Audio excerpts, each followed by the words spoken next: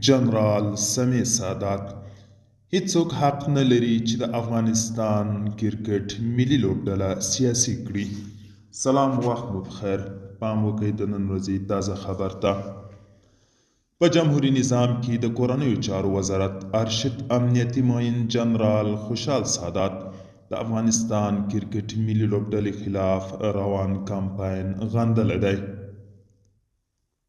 ښاغلي سادات ویلي چې افغان ملي لوبډله د ټول افغانستان ویاړ دی او ټولو افغانانو ته یې ویاړونه راوړي دي.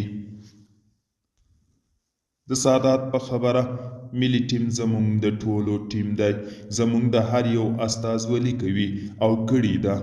لوبغاړي سیاسي دریځ نه لري او هیڅوک حق نه لري سیاسي یې کړي. دا ملي ویاړ دی او د یو ملي اتلان دي د لا ډیرو بریاو او ویاړونو په هیله یې. ګڼو نور افغانانو هم د کرکټ ملي لوبډلې ننګه کړې او لوبغاړي یې ټول د افغانستان ویاړونه ګڼلي دي. دوستانو، دا و د نن ورځې چمتو کلی خبر. تر بیا